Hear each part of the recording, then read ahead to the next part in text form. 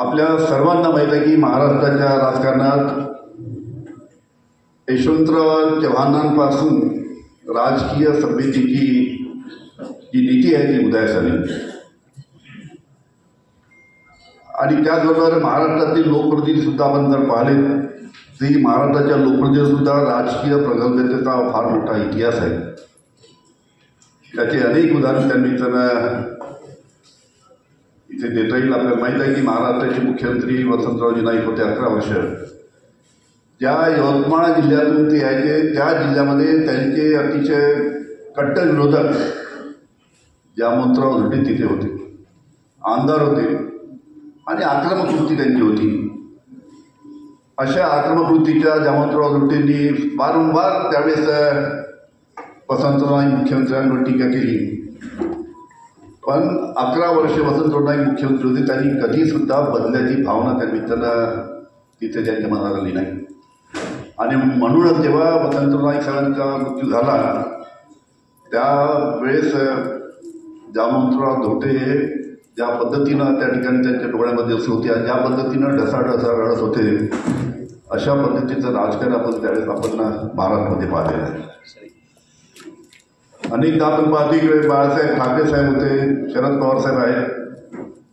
मला आधी आठवतं जेव्हा शरद पवार साहेबांची कन्या सुप्रियाताई या पहिल्यांदा निवडणुकीसाठी त्या रिंगणामध्ये पहिल्यांदा उभ्या झाल्या त्यावेळेस बाळासाहेब ठाकरे साहेबांनी स्वतः शरद पवार साहेबांना फोन केला की तुमची कन्या आपली कन्या सुप्रिया उभी राहते, तुम्ही मला सांगितलं नाही। आमच्या पक्षाकडनं कोणताही उमेदवार या निवडणुकीमध्ये सुप्रियाच्या विरुद्ध राहणार नाही अशा प्रकारची भूमिका व्यक्त केली। गोपीनाथ मुंडे साहेब आले, महाराष्ट्राचे मुख्यमंत्री होते, ज्येष्ठ नेते होते। त्यांचा जेव्हा मृत्यू झाला त्यावेळेस त्यांच्या जागेवर जे बाय इलेक्शन झालं त्यावेळेस सुद्धा त्यांची कन्या जेव्हा तिने फॉर्म भरला तेव्हा आदरणीय शरद पवार साहेबांनी सुद्धा सांगितलं की या निवडणुकीमध्ये आमच्या पक्षातर्फे विरोधामध्ये कोणताही उमेदवार राहणार नाही। अशा प्रकारची राजकीय संस्कृती आपल्या महाराष्ट्राने पाहिली आहे। देशात सुद्धा आपण पाहिलं की नरसिंहराव साहेब जे नरसिंहराव साहेब जेव्हा देशाचे पंतप्रधान होते त्यावेळेस पाकिस्ताननी काश्मीरच्या प्रश्नावर मानवाधिकार प्रश्नाचा उपस्थित केला होता आणि त्याची चर्चा जिनेवामध्ये संयुक्त राष्ट्रसंघामध्ये जेव्हा होती मानवाधिकार आयोगासमोर त्यावेळेस भारताचं प्रतिनिधित्व करण्यासाठी नरसिंहराव साहेबांनी अटल बिहारी वाजपेयींना तिथे जिनेवामध्ये पाठवलं होतं आणि तिथे त्यांनी भारताची बाजू त्यांनी मांडली होती। हे सुद्धा उदाहरण आपण पाहिलेलं आहे। त्याचबरोबर जेव्हा पंडित नेहरूंचं जेव्हा निधन झालं त्यावेळेस विरोधी पक्ष नेते अटल बिहारी वाजपेयी होते, आपल्या सर्वांना माहीत आहे। आणि अटल बिहारी वाजपेयी साहेब सातत्याने पंडित नेहरू टीका करत होते, पण ज्यावेळेस पंडित नेहरू यांचं निधन झालं आणि श्रद्धांजली वाहनाच्या कार्यक्रमामध्ये जेव्हा अटल वाजपेयी साहेबांनी भाषण केलं त्यावेळी त्यांनी आपल्या भाषणामध्ये सांगितलं आणि पंडित नेहरूची तुलना त्यांनी श्रीरामाबरोबर केली आणि श्रीरामाबरोबर तुलना केली नाही, पण ते म्हणाले की पंडितजीच्या आयुष्यात वाल्मिकीच्या महाकाव्यातील शुद्ध भावना मला दिसते आणि म्हणून पंडितजीचा जो मृत्यू झाला आहे एक सूर्यास्त झाला आहे, पण आता आपल्याला पुढील काळामध्ये भारताला पुढे नेण्यासाठी या ताणण्यामध्ये आपल्याला मार्ग आपल्याला शोधावा लागेल। अशा प्रकारची संस्कृती त्यावेळेस भारतात सुद्धा होती। महाराष्ट्रामध्ये आपण पाहिलं की या महाराष्ट्राच्या राजकारणातील संस्कृतीचा आदर्श हा देशभरात दिला जात होता,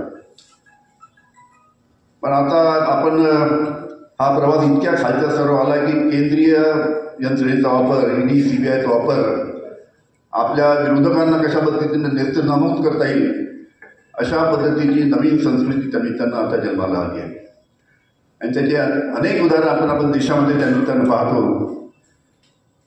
की कशा पद्धतीनं सरकार पाडण्यासाठी सुद्धा या सर्व संस्थेचा वापर त्यानिमित्तानं संपूर्ण देशामध्ये होत आहे। महाराष्ट्राच्या बाबतीत उदाहरण द्यायचं म्हणजे उद्धवजी ठाकरे यांची शिवसेना आहे, तर काय झालं काय नाही याची सुद्धा तुम्हाला कल्पना आहे। आमच्या शरद पवार साहेबांच्या राष्ट्रवादी काँग्रेसच्या बाबतीत सुद्धा काय झालं याची सुद्धा आपल्याला कल्पना आहे। म्हणजे कशा पद्धतीनं आपल्या राजकीय स्वार्थासाठी राजकीय पक्ष फोडायचे आणि कशा पद्धतीने या संपूर्ण ईडी आणि सीबीआयचा वापर करायचा या पद्धतीनं संपूर्ण राजकारण महाराष्ट्रातच नाही पण आपल्या संपूर्ण भारतामध्ये ज्या ज्या राज्यामध्ये विरोधी पक्ष आहेत त्या त्या ठिकाणी चालू आहे. म्हणजे भारतीय जनता पक्ष म्हणजे गंगा आणि गंगेमध्ये डुबकी घेतली की सर्व शुद्ध झाले अशा पद्धतीनं गंगा शुद्धीकरणाचा कार्यक्रम संपूर्ण देशामध्ये त्यांनी चालू आहे. आणि हे आपण सर्व उघड्या डोळ्यांनी पाहताही सुद्धा क्लिअर करतो आहे. इथे या ठिकाणी प्रामुख्याने आज देशामध्ये आपण पाहिलं की अनेक मोठे नेते म्हणजे सोनिया गांधीपासून तर शरद पवार साहेबांना सुद्धा ईडीचा समन्स आला होता. उद्धवजी ठाकरेंच्या सुद्धा आजूबाजूच्या सर्व लोकांना नातेवाईकांना त्यांना त्रास देण्याचे काम चालू आहे. सोनियाजी गांधी, राहुल गांधी, ममता बॅनर्जी, केजरीवाल, हेमंत सोरेन असे अनेक नेते आहेत की जे राजकीय विरोधक यांना कशा पद्धतीनं त्रास द्यायचा. केजरीवाल दिल्लीचे अशा पद्धतीनं संपूर्ण राजकारण त्यांनी चालू आहे. त्याच्यामुळे ईडी आणि सीबीआयचा वापर फक्त आपल्या विरोधकावर कसा करायचा आणि त्यांना कसं नेस्तनाबूत करायचा या पद्धतीची राजनीती त्यांनी चालू आहे. या ठिकाणी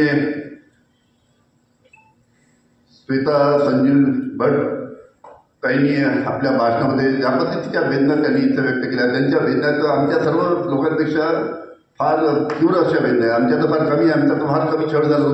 ज्या पद्धतीनं 7 वर्षापासून मी सांगताय आणि ते एका कस्टोडियल डेट म्हणजे जुन्या प्रकरणामध्ये ज्या पद्धतीनं बदला घेण्याचं काम चालू आहे त्यांनी सुद्धा आपल्या भावना या ठिकाणी व्यक्त केल्या.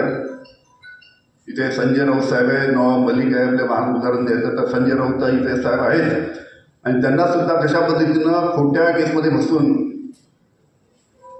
संजय राऊत साहेब जाती बोलतात का. आता प्रभाव त्यावेळी बोलणारच आहे. संजय राऊत साहेब जाती बोलतात का, टीका करतात का आमच्या पक्षावर, त्यांना कशा पद्धतीने फसवता येईल त्याच्यामध्ये का खोट्या केसमध्ये त्यांना फसवून त्यांना जेलमध्ये टाकलं. नवाब मलिक त्या प्रकारची परिस्थिती आहे. माझ्या बाबतीत सुद्धा थोडक्यात माझ्यावरती संपूर्ण प्रसंग आला तो थोडक्यात सांगायचं झालं ते मी महाराष्ट्राचा गृहमंत्री होतो आणि महाराष्ट्राचा गृहमंत्री असताना त्यावेळेस मुकेश अंबानीच्या घरासमोर एका स्कॉर्पिओ गाडीमध्ये बॉम्ब ठेवण्यात आला आणि याची जेव्हा हळूहळू इन्क्वायरी चालू झाली 7-8 दिवसांचं लक्षात आलं की हा जो बॉम्ब ठेवला होता मुकेश अंबानीच्या घरासमोर एका स्कॉर्पिओ गाडीमध्ये याचं संपूर्ण प्लॅनिंग पोलीस कमिशनर मुंबईच्या ऑफिसमध्ये झालं. त्यावेळेचे पोलीस कमिशनर परमवीर सिंग आणि त्याचे सहकारी API सचिन बजे आणि पोलीस कमिशनरच्या ऑफिसचे 4-5 API या सर्वांनी त्याचं प्लॅनिंग करून मुकेश अंबानीच्या घरासमोर एका स्कॉर्पिओ गाडीमध्ये बॉम्ब ठेवला. आणि ही जेव्हा बातमी आमच्याकडे आली, माझ्याकडे आणि उद्धवजी ठाकरे त्या मुख्यमंत्री यांच्याकडे आली त्यावेळेस आम्ही पोलीस आयुक्त मुंबईचे परमवीर सिंग यांची बदली केली आणि त्याला सस्पेंड करण्याची कारवाई चालू केली. सचिन वजेला सस्पेंड केलं कारण की API असल्यामुळे त्याला लगेच सस्पेंड करता येतं. पोलीस कमिशनर IPS असल्यामुळे त्याला थोडी प्रक्रिया करावी लागते. त्यामुळे त्याला आम्ही सस्पेंड करण्याची कारवाई चालू त्याला सस्पेंड केलं. आणि या दोघांवर जेव्हा आम्ही गृहमंत्री म्हणून मी कारवाई केली आणि गृहमंत्री म्हणून अशा पद्धतीची कडक कारवाई केल्यामुळे परमवीर सिंग याला सस्पेंड केल्यामुळे आणि सचिन मजे याला सुद्धा सस्पेंड केल्यामुळे या दोघांनी माझ्यावर 100 कोटीचा आरोप लावला.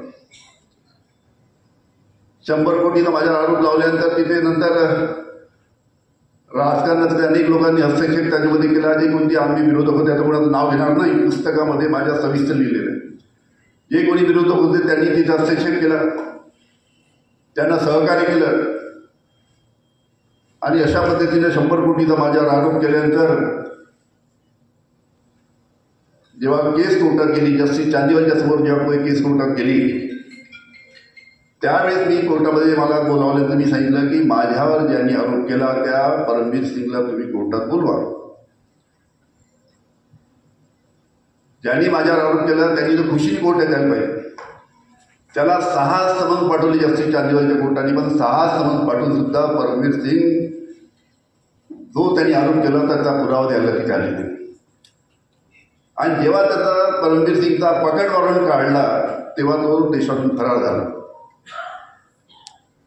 आणि तिथून त्यांनी ॲफिडेव्हिट पाठवलं की मी जो आरोप केला आहे त्याचे कोणतेही पुरावे माझ्याकडे नाही असं जस्टिस चांदीवालच्या कोर्टामध्ये त्यांनी ॲफिडेव्हिट दिला.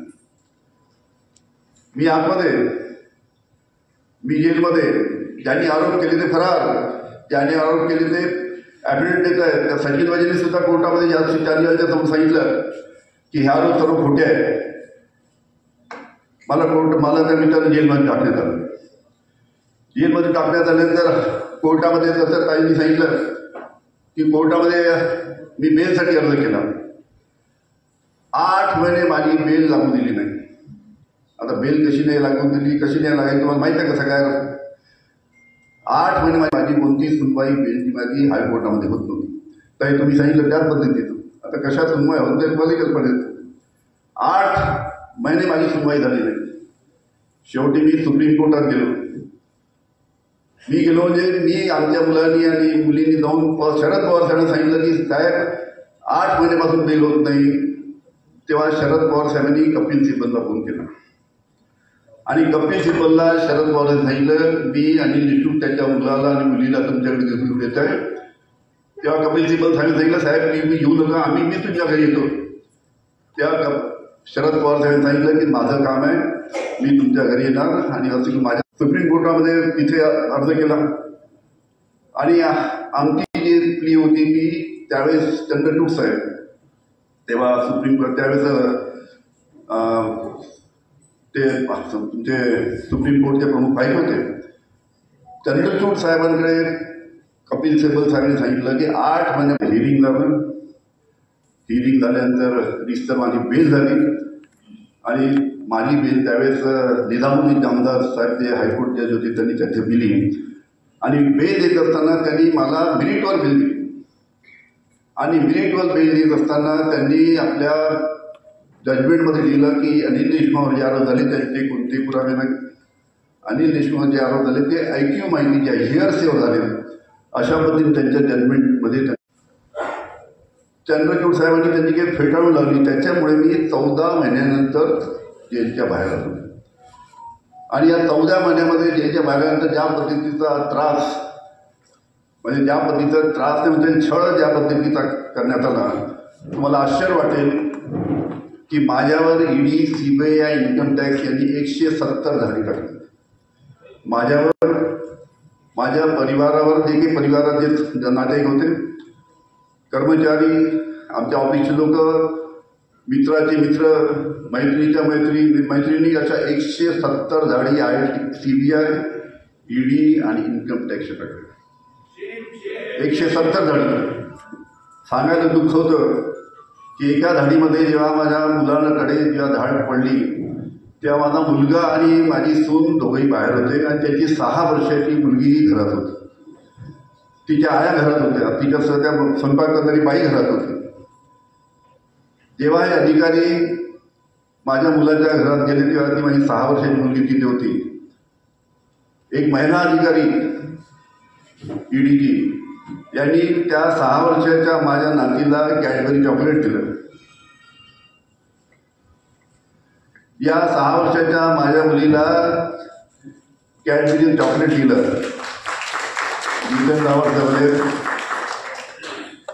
या 6 वर्षाच्या माझ्या मुलीला कॅडबरी चॉकलेट दिलं त्या महिला अधिकाऱ्यांनी आणि तिची सुद्धा 15-20 मिनिटं चौकशी केली. आणि ही जेव्हा आमच्या त्या ती बेड होती तिने जेव्हा माझ्या मुलाला सांगितले तेव्हा त्या मुलांनी जेव्हा त्यांना सांगितलं अधिकाऱ्यांना की तुम्ही 6 वर्षाच्या मुलीला त्या निमित्ताने बंद करा, तेव्हा त्यांनी 15-20 मिनिटं चौकशी केल्यानंतर तिची चौकशी बंद केली. अशा पद्धतीनं यांनी त्रास देत असताना या सर्व त्रासामुळे आमच्या सर्व परिवाराला त्रास देत असताना या त्रासामुळे माझी पत्नी आरती चिंतेमुळे तिला कॅन्सर झाला. आज 18 किमो घेऊन ती आता कॅन्सरच्या विरुद्ध आपलं लढाई लढते. अशा पद्धतीनं संपूर्ण छळ त्यांनी त्याने केला. आणि आता आपण पाहिलं की अनेक जिल्ह्याचे आपण ज्यांनी मी सुद्धा त्यावेळेस समझोता केला असता पुस्तकामध्ये डिटेल लिहिलं आहे की कशा पद्धतीचा समझोता, कशा पद्धतीचं ॲफिडेव्हिट मला कोणी करायला लावलं होतं. तिथे आता नाव घेणार नाही, पुस्तकामध्ये डिटेल लिहिलं आहे.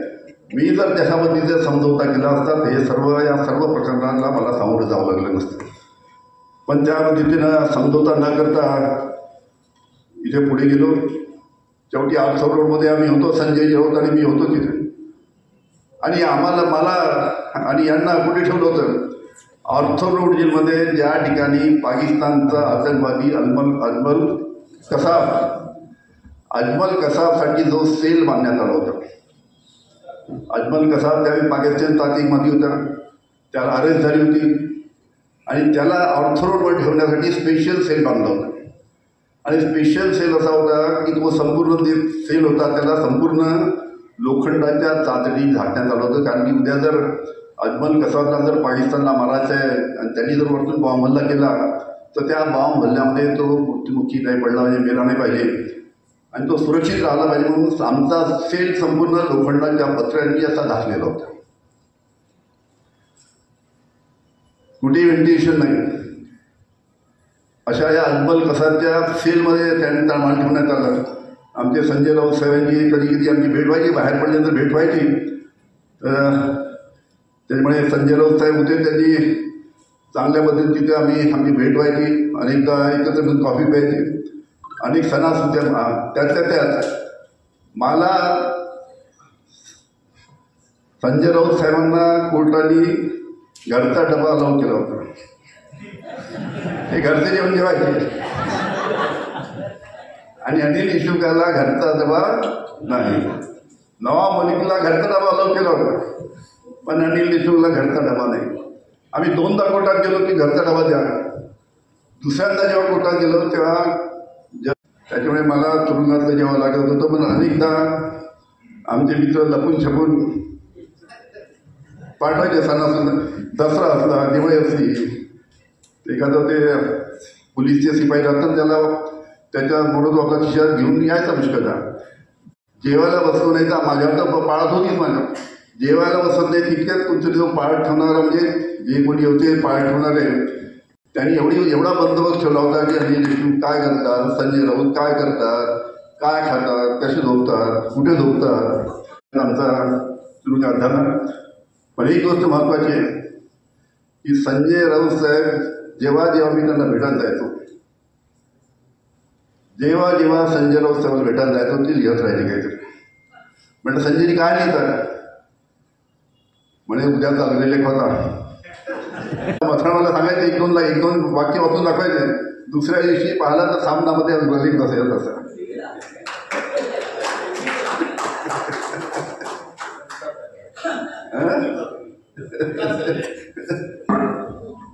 तो बरोबर अग्रलेख यांनी यंत्रणा व्यवस्थित ठेवली की बरोबर अग्रलेख दुसऱ्या दिवशी सामनामध्ये छापून आहे. पण हे दरवेळेस मला दिसताना म्हणायला काय तुम्ही केली तर अग्रलेखाच्या व्यतिरिक्त लिहित बसायचे. त्यांनी पुस्तक लिहिणं चालू केलं होतं. ते म्हणायचे आणि पुस्तक लिहायला घेतलं आणि पुस्तक लिहून काढलं आणि बाहेर आल्यावर मग त्याला फेअर केलं आणि मग त्याचं प्रकाशन व्हायचं आहे. तुम्ही तुमच्या पुस्तकाचं प्रकाशन केलं, माझ्या पुस्तकाचं अजून प्रकाशन व्हायचं आहे, पण ते बाहेर उपलब्ध आहे. पण संजयजीच्या आग्रहानुसार मी लेखक झालो हे तुम्हाला सांगायला येतो सर.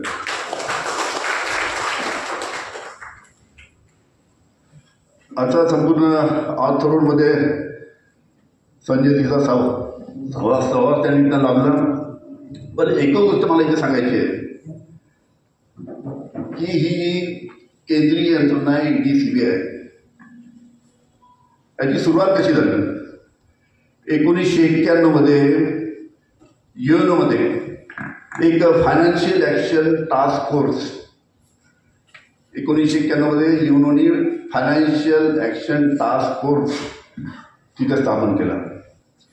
आणि या फायनान्शियल ॲक्शन टास्क फोर्सनी त्याचे मेंबर देश जे होते त्या मेंबर देशांनी ठरवलं की जगामध्ये ज्या पद्धतीनं मोठ्या प्रमाणात ड्रगचा व्यापार आहे, जगामध्ये ज्या पद्धतीनं मोठ्या प्रमाणात ओपियमचा व्यापार आहे आणि ह्या सर्व गोष्टी ड्रगचा व्यापार, ओपियमचा व्यापार थांबण्यासाठी टेररिझम फायनान्सिंग होऊ नये म्हणून त्यानिमित्तानं हा या PMLA कायद्याची कायदा नव्हता.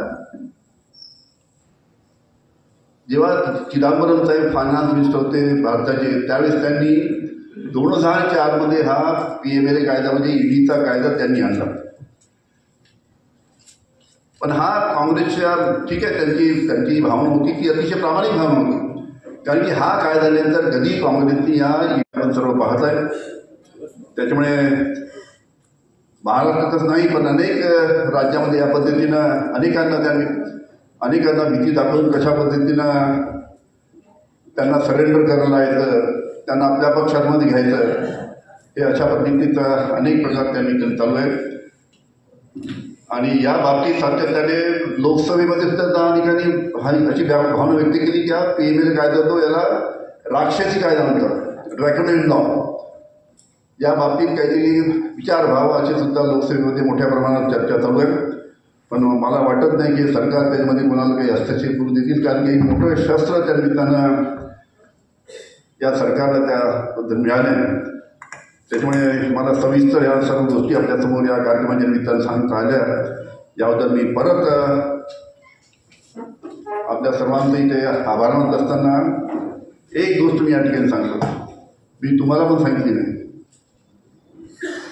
आपण इतके दिवस बरोबर होतो ऑर्थोडॉक्स, तुम्हाला पण एक गोष्ट सांगितली नाही, पण ती आज मी तुम्हाला सांगतो की ज्या पद्धतीने मला खोट्या आरोपामध्ये फसवण्यात आलं, 100 कोटी आरोप लावले, मला सांगितलं ज्या पद्धतीने खोट्या आरोपामध्ये फसवण्यात आलं, त्याच वेळेस म्हणजे माझ्या घरच्या लोकांनी ही बाब पुस्तकामध्ये लिहिण्यासाठी मला सांगितलं तुम्ही लिहू नका. मी लिहिलं होतं हे प्रकरण माझ्या पुस्तकामध्ये, पण माझ्या घरच्या लोकांनी सांगितलं की तुम्ही लिहू नका. माझ्यावर हिंदी चित्रपटातली का अभिनेत्री, तिचं नाव सांगणार नाही, हिंदी चित्रपटातली एक अभिनेत्री, तिच्या बाबतीत सुद्धा माझ्यावर आरोप झाला. त्याची नोंद ईडीच्या रेकॉर्डमध्ये सुद्धा आहे की अनिल देशमुख ताजमहल हॉटेलमध्ये त्याला व्यक्तीला भेटत होते. अशा पद्धतीनं या लोकांनी माझ्यावर तिथे आज ईडीकडे तक्रार केली. त्याची माझी चौकशी BKCमध्ये जे ऑफिस आहे, ईडी नाही CBI, BKCमध्ये जे CBI ऑफिस आहे, त्या CBIच्या ऑफिसमध्ये DYSP मुकेश कुमार आणि त्याच्यावरती एक अधिकारी होते अनिल यादव, या दोघांनी माझी तिथे दिवसभर चौकशी केली की तुमच्या विरुद्धची तक्रार या लोकांनी केली आहे, त्यांचं मी नाव घेतलं ते, आणि अशी तक्रार दिवसभर चौकशी केली. मी त्यांना सांगितलं की ज्यांनी माझ्या विरुद्धची आरोप केले, ज्यांनी माझ्या विरुद्धचं पत्र दिलं, त्यांना माझ्यासमोर तुम्ही आणा. दुसऱ्या दिवशी जेव्हा BKCच्या CBIच्या कार्यालयामध्ये माझ्यासमोर DYSP मुकेश कुमार आणि अनिल यादव यांनी माझ्यासमोर त्याला आणलं, तेव्हा त्यांना विचारलं की याला विचारा होतं माझ्यासमोर आणि त्याला सांगा की काय त्याचं सांग. तेव्हा त्यांनी तिथे सांगितलं की तिथंच का होता. आज जरी तुम्ही CBIच्या रेकॉर्ड जर पाहिला तर त्या CBIच्या रेकॉर्डमध्ये या गोष्टींची नोंद आहे. धन्यवाद.